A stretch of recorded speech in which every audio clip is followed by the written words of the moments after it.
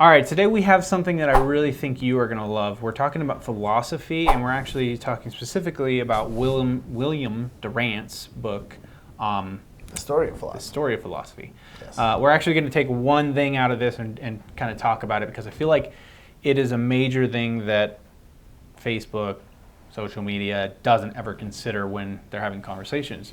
So we're thankful you're here because we feel like this is a platform for us to all have open-minded discussion and not necessarily come to any conclusions or draw the lines in the sand or anything like that, but just for us to have open-minded, awesome conversation. Discourse. Yeah. So get your keyboard ready because you're going to want to comment down there in the comments on this one. We have such good conversations on so many of our videos down in the comments. So Yeah. don't forget to scroll down and check that out. Science tells us how to heal and how to kill. It reduces the death rate in retail and then kills us in wholesale in war. But only wisdom, desire coordinated in the light of all experience, can tell us when to heal and when to kill. So the thing that I pulled out of that, and the thing that I think we need to discuss today is like he made this distinction between science and philosophy, and I would even add that there's a third aspect that we need to look at, which is wisdom. So science in here is he's talking about the way we look and see the world as far as how the scientific theory works with it. The practical and rational, data-driven. Yeah, you run tests, you discover things, you understand the world a little better. And then he contrasted that with the philosophy, which the philosophy is what drives that scientific discovery. So here's a good example, which is the nuclear bomb. Okay, science, right? Science is what created the nuclear bomb, but how do we use it, right? And that has been a philosophical question since it started. Should we at all? Should we at all? Should we use it? We are living now in a world, and thankfully, at the time, we were living in a world where people were gaining their independence. Right. Okay, so there's a small boat that was a fishing boat, and right after they set off one of the hydrogen bombs, like one of the really big bombs, there was a lot of fallout. And it got this boat, and the people on it died, but it was a part of a smaller country that just got independent from England. And so they said, hey, Russia and America, if you guys want to blow each other up, that's your problem, but you guys got to stop testing stuff because you're now affecting the rest of the world. So thankfully, there was a lot going on that was changing, because if it was just between Russia and America, who knows what would have happened, but they had to think about the rest of the world. But this is the whole thing. There's the scientific discovery, and then there's the philosophy that goes behind it. So the idea is that the subjective guides the objective, right? So the subjective wisdom guides the objective science. Right. Okay. Well, and then there was that third thing, which is the wisdom. So, you might understand that something is against your philosophy. Like, murdering is bad, right? That's your philosophy, unless it's in war. My personal philosophy. Okay. Yeah, and then maybe unless it's in war, so then you're like, okay, war is okay to murder. So then your wisdom says, well, I'm in war, but this is the situation. Right. Should I actually murder this person? They just murder people. Should I murder them? Right. Maybe you don't, because there's things outside of your philosophy, like politics, that says maybe I shouldn't do this. Right. So there's a lot of variables, a lot of factors. Yeah. So, So philosophy then is the pursuit of wisdom, where science is the pursuit of facts. Philosophy is the pursuit of wisdom. Isn't that what Yeah. you're going for? You're Yeah, trying to I figure out think the that- wisest way to approach the situation? Yeah. Well, no. I think philosophy doesn't have anything to do with wisdom. I think it's a set of beliefs. Okay. So, for instance, my philosophy, I'm more of a martyr type personality, if that makes any sense, right? Martyrism isn't necessarily very wise, right? Just letting people kill you isn't necessarily wise. Okay. Would we agree on that? Yeah, in most situations, probably not what most people would say is wise. No, but I believe that, let's say you're in North Korea right now, and there's a large springing up of the Christian church in North Korea. So North Korea is taking their Christians, and they're lining up and shooting them and stuff like that. Okay. So I'm like, okay, that to me seems like the way I would go. If I was in North Korea, I'd probably be a martyr instead of a rebel. Okay. But I guess I'm more the type that would die with a weapon in my hand, personally. Right, Fighting. yeah. But And that's just I me. don't have anything against that. It's just I think there is something to martyrism that is to be desired, I guess. And then, so just to be It clear, certainly this makes an impact. yeah, I think Right. it does make an impact. It's a different side of things, and I'm not saying that the other side is definitely wrong, because I believe what happened during the American Revolution helped bring forward freedom. Right. But at the same time, I think I might have been more of a Quaker if I was back then. That would have been me. I've been that loser Quaker. They weren't losers. They were No, in they- charge of most of the stuff back then. And they made a big impact. They did. They did. And they made a big impact by preaching peace, but sometimes they paid a price. And I laughed when you mentioned Quakers, because sometimes they had to appear to be peaceful up front, but on the back end politically, like you said, make those decisions that weren't necessarily 100% cut and dry. This is my Yeah, they belief used system, and- wisdom right. that didn't always go with their belief system. And I think of this one instance that- where they that's- use the word grain to say that they are okay with the use of grain or something like that, but they said it in a way that implied, if you read it as grain being the powder that's used in gunpowder, if you interpreted what they wrote down in that fashion, then they also were okay with this fight that was taking place, because they knew it had to take place. Mm-hmm. They didn't support it, but they wrote it in such a way that it could be interpreted that way so that this thing could take place, that they didn't personally support, but they understood it needed to happen. Yeah, so that's very interesting, and that's kind I'll of have to look that up and get it exact. yeah, but that is it's that whole idea of you have your philosophy, your wisdom, and then your science. Right. I Okay. read about that in the autobiography of Benjamin Franklin. Yeah. That's where it's mentioned. Was he a Quaker? No. No. No. He wasn't particularly religious, and some would say he wasn't particularly wise. It just depends on. I He would say certainly he's wise, but yeah. moral, I wouldn't say he's moral. Right. Okay. Moral and wisdom are definitely two different things as well. It can be, yeah. And moral is kind of depending on who's talking. Again, that's right? even more That's very- subjective than wisdom. Right. So anyway, these are all very deep questions, but how does that relate to us today and the Facebook arguments and all this other jazz, right? Okay.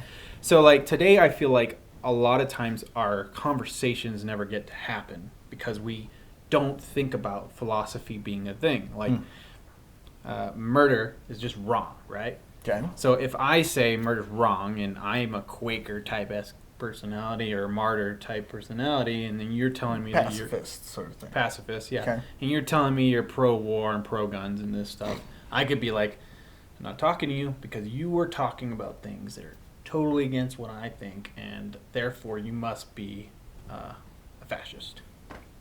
Nazi. End of story. You're a fascist, Nazi, socialist. I know. Wait.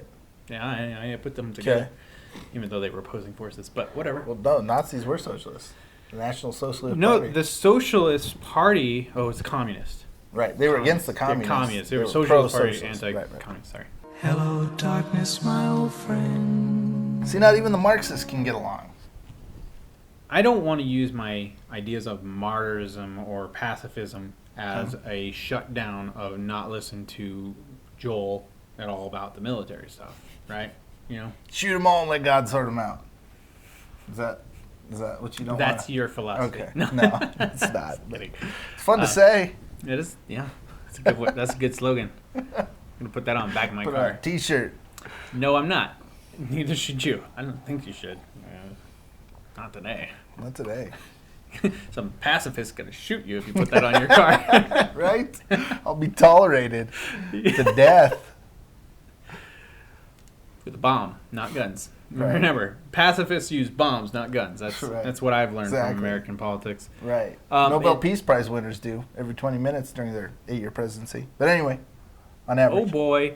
So that's what I'm saying today is like there is this idea that Mhm. it's okay to shut down, completely ignore justify wrongs Right. to people that you disagree with because you say it's that idea of like, would you kill baby Hitler, right? Right. So now everyone's saying, well, that's a baby Hitler. Right. Right. What was initially an innocent question, just Not today, yeah. I'm like, I don't not- like that question because I think it's dangerous. It split the night. Whenever we take the word science and we use it where it's not intended to be used, it becomes extremely dangerous.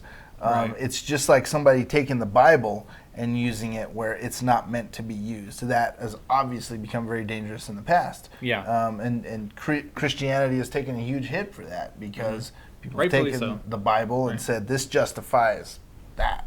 You know, Yeah. so Yeah, and I'm a full-fledged Christian, but I welcome the criticism of things that have been wrongfully done by the church in the past because I believe that's a good thing. Criticism isn't bad, and we're not bashing criticism here.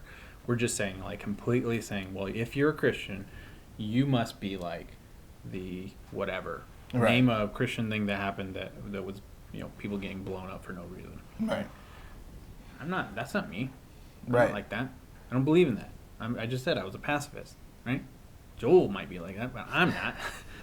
I guess I would like to hear more about, like, science is, it does help us understand the world better, but it doesn't guide our philosophy. right. For instance, the global warming right now, there is some science behind that. Mm-hmm. But then there's a philosophy that we have to, what do you call it? Make work with the science that's behind the figures. Yeah. And some people don't like that. My philosophy is this, as far as global warming, which I wish people would think about more, is if God told us to take care of the earth, then if there's any science that says this is bad, as long as it's not conflicting with loss of life or suffering of people or whatever, then it's not necessarily bad science. Because it's like pointing us to cleaning up the environment. Okay, Right. cool. I'm down with that. Yeah, sure. It might be wrong. I don't necessarily agree with the science, but it's telling me to do something that I already think I should be doing. So, okay. Yeah. No, that's perfectly fine. I think the problem comes down to when people take what they're calling science that is actually philosophy and then try to use it as if it were science. Yeah. When it's not. I mean, that's the danger. Mm-hmm. Like if we look at earlier in the century, early last century, eugenics. That was a philosophy that was being passed off as science. And what happened? We ended up with the Holocaust. Right. And the other side of that, which I've been recently hearing a lot about, is Lutheranism. Right? Luther was really anti-Jew. Right? Yeah, he was. So, like, Luther apparently had a big influence on the Catholics back in Germany, which Hitler was a part of the Catholic Church.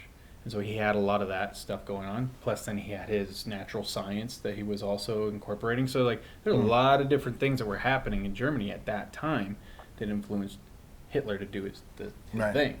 And there was a lot of things going on here in the U.S. that influenced Hitler to do his thing. There was a lot of people supporting him, like Ford.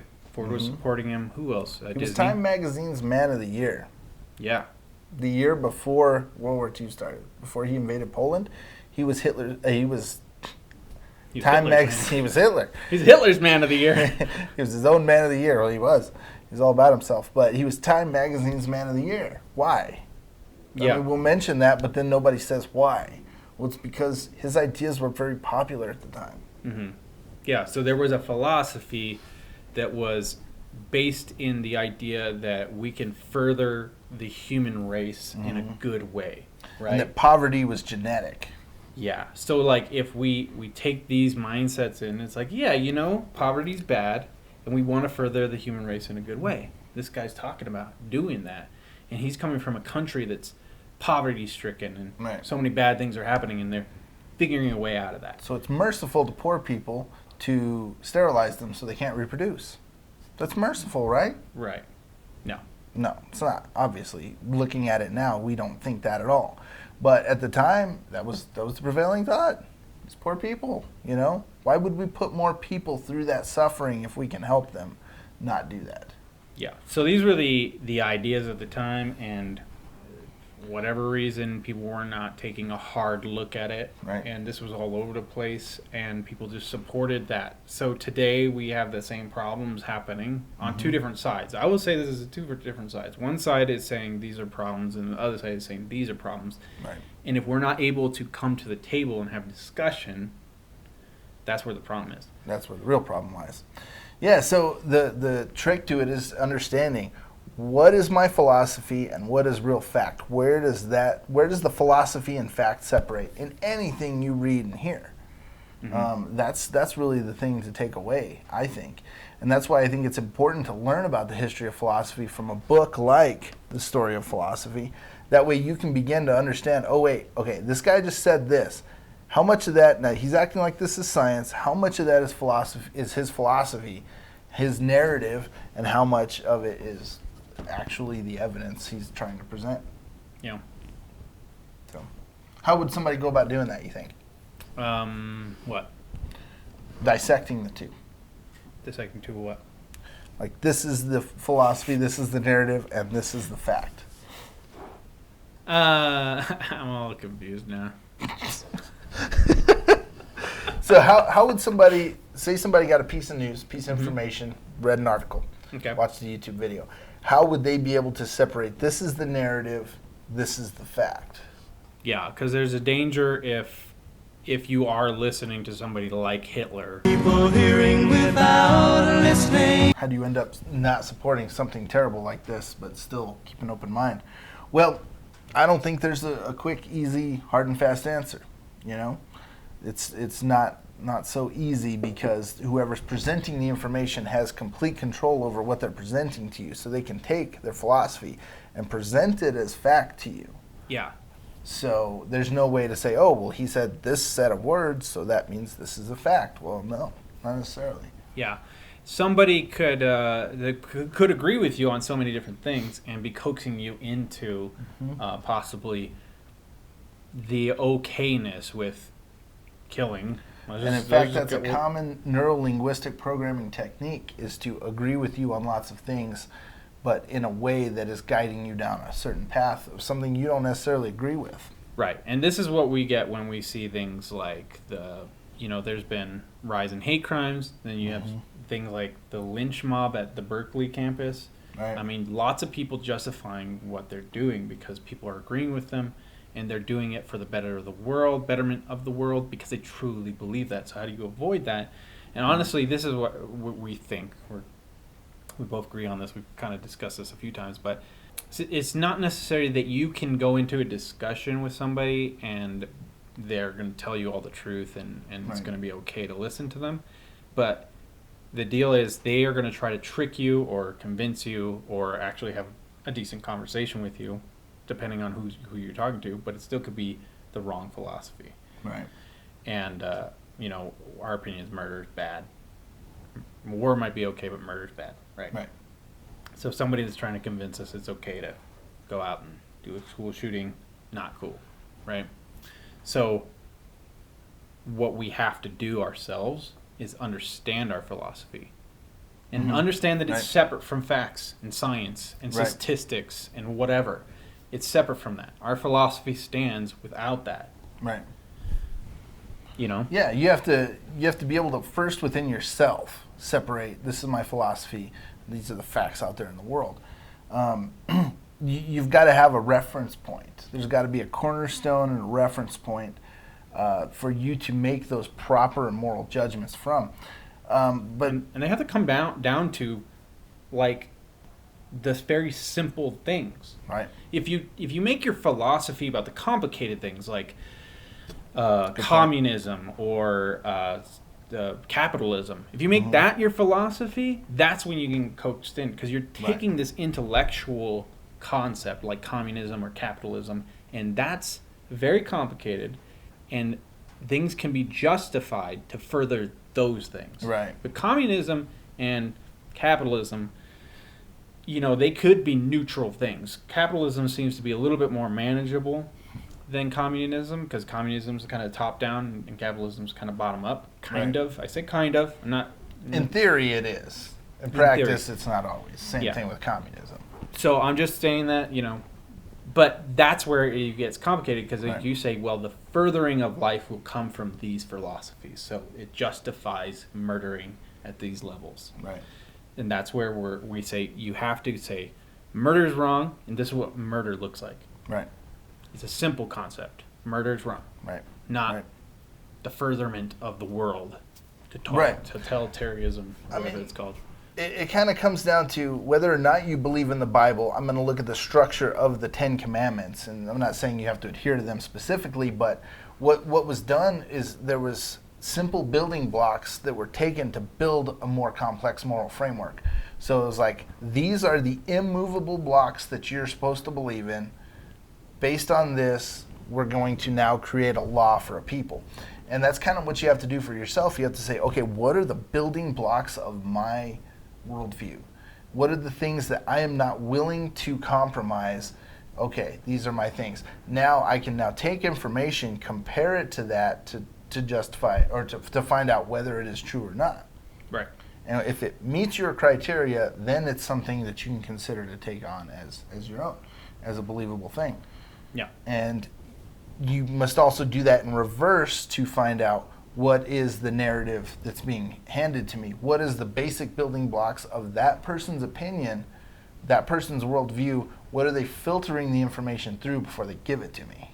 Yeah. You kind of have to reverse engineer somebody's thought process and worldview, which sounds complicated, but it's typically not. People will typically tell you what their worldview is. Yeah. Yeah, exactly. Look at their Twitter history. For the last 2 months, you'll quickly figure out what their worldview is. Yeah. Words of the prophets are written on the subway wall. If segregation is something you're against, then that's a simple one. Mm-hmm. Like saying that certain people can't meet with certain people. That's a pretty simple thing. It's not, capitalism, which Right. is like an entire money structure. Right. It's an entire economic structure with lots of moving parts and variables. Yeah, but segregation could come down to anything. It can be applied to anything. It can be applied to races. It can be applied to schools. It can be applied to governments, churches. Mm-hmm. Churches in certain countries segregate the men from the women on one side or Right. the other. Right. Now, you could say, well, that's bad, but they had their thing is just keep people's discussion down. I don't know. It's kind of weird to me. Yeah, Not necessarily I understand, but like there's- it, but they seem to be okay with it, and they're still in the same church, still hearing the same message. I guess my problem would be is if they segregated, women heard a different message than the men. Yeah, that would be an issue. Yeah. So anyway, And totally different topic, but that there's the little nuances there, right? You can't just be like, well, they segregate, so they're bad. Right. But I guess the takeaway from all this is to try and dissect narrative and philosophy from facts. Don't try to pass one off as the other, and be wary of people who are trying to do that. And look at those people and where they're coming from. Follow the money is something they say, but that's like, what's the person's motivation? Yeah. And try to figure out, is this person actually giving me legitimate information? And be nice. Be nice. Be nice to Be people, civil, even if they're yeah. terrible human beings, because, maybe you're wrong. Yeah. There's a chance. Maybe you're the terrible human being. Right. I've been the terrible human being too many times to justify being total hateful person. I get heated, that happens. Right. People always get heated, and I don't think that's necessarily bad, but being hateful and spiteful and wanting to murder people, totally different story. Right. Yeah. Our Calling philosophies. names, that doesn't go anywhere. Doesn't help anything. Yeah. Hopefully this has been constructive. This and is not just us spinning our wheels. I don't know, and that's our deal. We want to have an open-minded here conversation with people, and we want to have some more very controversial conversations with you guys, and we want to hear your opinions that are opposing ours, but we don't want to have it in this way. So we're setting up a groundwork for the future, which I'm not saying that you guys are necessarily doing all these terrible things that we've talked about. Most As far as likely not. arguing and calling names and stuff, our conversations are never like that. But Right. as we grow and expand, we want to bring people in, and some people, I love their opinions, but sometimes they say stuff that offends me because it's based off of passion versus Substance. Yeah, substance. Right. And it's hard for me because I really want to be their friend and I really like hearing their perspective. Their perspective is totally different than mine. And I've Right. grown so much from listening to people like I think it's 538. It's a news channel. Okay. They're great. They totally opposite perspective on the world than I do. But I can listen to them because they are so introspective. Right. And they give me the benefit of the doubt, as I don't always get that from like Fox News or CNN. Right. Right. Yeah, it's true. So Give the person you're talking to the benefit of the doubt. That's good. I like that. It's a good takeaway. yeah, and if you're wrong, well, they're just a bad person. You're not allowed to murder them. You're not the justice system. Right. That's why we have one. For when you're wrong. It's true. Okay. Well, I think that's our conversation, guys. I think so. Leave us a giant comment. Yeah, exactly. That's the end of us talking, but that's not the end of the conversation. So, plenty of smart people down there in the comments. Be one of them, and let's see what you have to say. Send us a comment, and if you ask us a question, it'll probably get written on the back of this. Yep. And made fun of in front of the camera. No, just kidding. We won't. We'll answer it respectfully. We love you guys. Thank you. Peace out. Peace over. Peace over and out. It's done. We're done with peace.